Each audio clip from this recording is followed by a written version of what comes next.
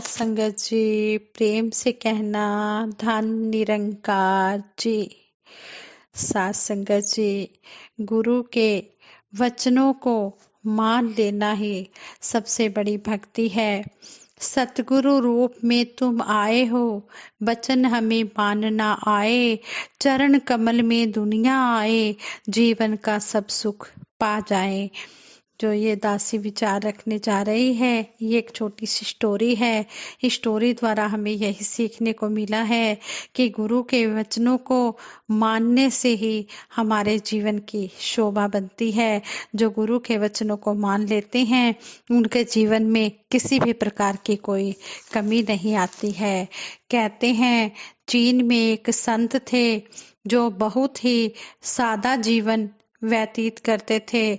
संत धर्म की शिक्षा देने के लिए वो बहुत ज्यादा प्रसिद्ध थे। बहुत से लोग उनके पास आते थे और अपनी परेशानियों का समाधान लेकर जाते थे। अपनी परेशानियों को हल करवाने के बाद जाते थे। संत लोगों की परेशानियों को सुनते थे और उनकी परेशानियों के अनुकूल ही उनको शिक्षा दिया करते थे। उसी के अनुसार ही वह उस व्यक्ति को कर्मशील बना देते थे। यही संत की विशेषता थी। एक दिन की बात है, चुंग जब चुंग सील नामक एक व्यक्ति उनके पास आया और उसने संत जी से कहा, कृपा कर आप मुझे कुछ शिक्षा दीजिए। संत ने कुछ दिन उसे अपने पास रखा, फिर उसे दीन दुखियों की सेवा करने के लिए लगा दिया। वह इस काम को बड़ी श्रद्धा और लगन से निष्ठा पूर्वक कर रहा था। चुंग बुजुर्गों और लाचारों की बड़े दिल से सेवा करता था, उनका इलाज कराता था, उनको समय पर भोजन देता था। अपने इस काम से उसे बहुत ही खुशी मिलती थी। वह इस काम से बहुत खुश था। इस काम को करने में उसे न दिन का याद रहता था और न ही रात की याद रहती थी। अपना सुख चैन भूलकर वह असहायों की मदद करने लगा। अगर किसी को कोई दुख होता था तो वह उसका दुख दूर करने में अपनी पूरी शक्ति लगा देता था। सेवा करते करते काफी दिन बीत गए। तब वह संत के पास गया और बोला, मैं आपके पास कई दिनों से आया हुआ हूँ, पर आपने मुझे कोई भी शिक्षा नहीं दी। संत मुस्कुराते हुए बोले, तुम्हारा जीवन तो यहाँ रहकर धर्ममय हो गया है, फिर मैं तुम्हें इस विषय में और क्या शिक्षा दे सकता हूँ। मैंने तुम्हें जो काम दिए थे वे तुमने निष्ठा पूर्वक श्रद्धा और लगन से किए हैं, यही सबसे बड़ा धर्म है। संगत जी, जब सतगुरु की बात को हम मान लेते हैं तो सतगुरु बहुत ही खुश होते हैं। फिर सतगुरु हमें समझाते हैं कि अब तुम्हें ज्ञान की समझ आ गई है। सतगुरु का हम हर पल शुक्राना करते हैं, जो हमें हर समय इस परम पिता परमात्मा से जोड़कर हमें बता रहे हैं कि हे मानव, तू जिस काम के लिए इस दुनिया में आया है, तू उस काम को कर ले, और कर लेगा तो तू अपनी मंजिल को पा लेगा। बूटा सिंह अवतार गुरु बचन, युग दृष्टा युग निर्माता आए। सतगुरु माता सुदीक्षा जी आज की रहबर, प्रेम सुधा जग में बरसाए। दिव्य गुणों से हमें सजाएं, शुक्राना करना सिखलाएं।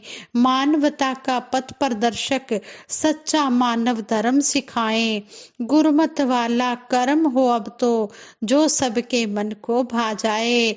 चरण कमल में दुनिया आए, जीवन का सब सुख पा जाए। जो इनके चरण कमल में आ जाता है वो जीवन की सारी खुशियां पा जाता है। ये सतगुरु तो सारे संसार के लिए आया हुआ है और सारे संसार को आवाज भी दे रहा है। जो गुरुमत वाले कर्म कर लेते हैं वो सतगुरु के मन को भा जाते हैं। दीन बंधु है दया निधि है जग के सिरजनहार प्रभु, करुणा निधि है अंतर्यामी दाता पालनहार प्रभु। धीरज संयम दे दो हमको, मन में बसे उपकार प्रभु। दुखी रहे ना धरा पे कोई, कर दो ऐसा उपचार प्रभु। जो संत महात्मा होते हैं वो सतगुरु के आगे यही अरदास करते हैं, इस निरंकार के आगे यही अरदास करते हैं कि हे दीन बंधु, आप दया के सागर हो, आप सारे संसार की पालना करने वाले हो, सारे संसार को बनाने वाले हो, आप जी अंतर्यामी हो, आप जी सभी के ऊपर इतना उपकार कर रहे हो और करते भी हो और करते भी रहे हैं। हे सच्चे पातशाह, हमारा आप जी के आगे यही अरदास है हमारी कि कोई भी इस दुखी ना रहे इस धरती पर, सभी का ऐसा इलाज कर दो। दुखी ना रहे का मतलब यही है कि सभी को ब्रह्म ज्ञान की दात बख्श दो।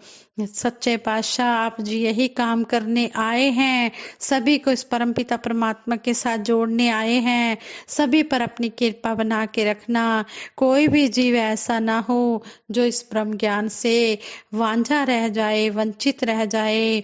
अरदास यही है, जाए सवाल की भक्ति की मस्ती छा जाए, चरण कमल में दुनिया आए, जीवन का सब सुख पा जाए।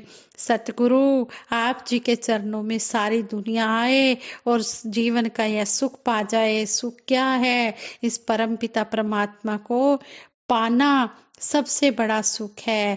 कहते हैं रब नू हाजिर नाजिर तकना, इस तो वड्डा धर्म नहीं।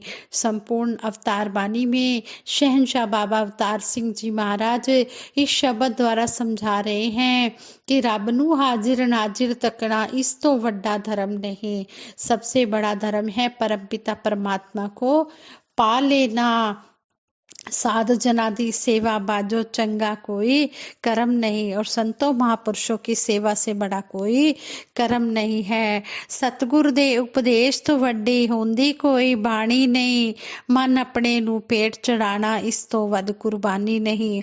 जो सतगुरु के संतों महापुरुषों के हमें अमोलक वचन सुनने को मिलते हैं, कहते हैं कि इससे बड़ा कोई उपदेश नहीं है, इससे कोई बड़े शब्द कहीं सुनने को नहीं मिलेंगे।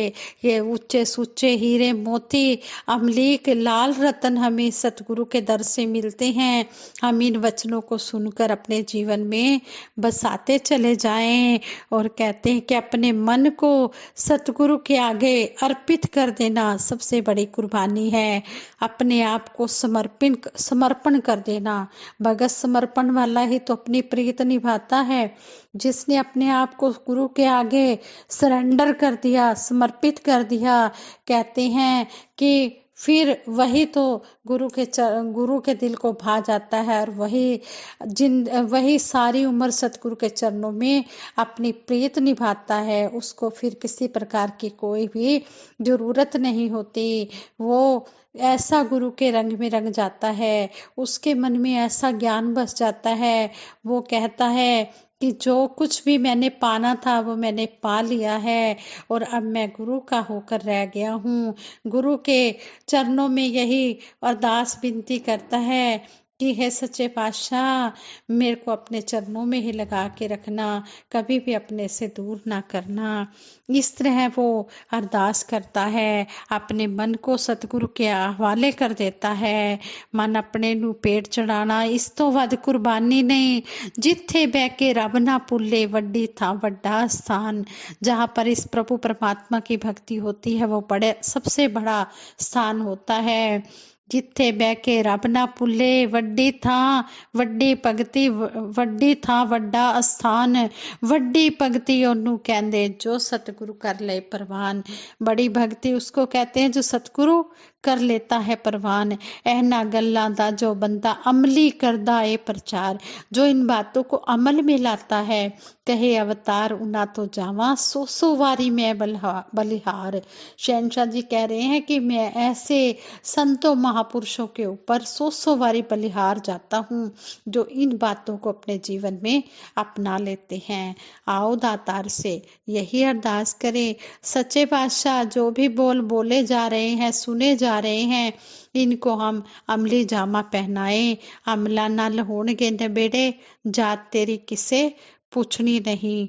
बात अमल में हो जाए तो फिर कुछ बोलने की जरूरत ही नहीं होती है। कहते हैं बोलो के संग कर्म जो हो, फिर उस जन की क्या बात है।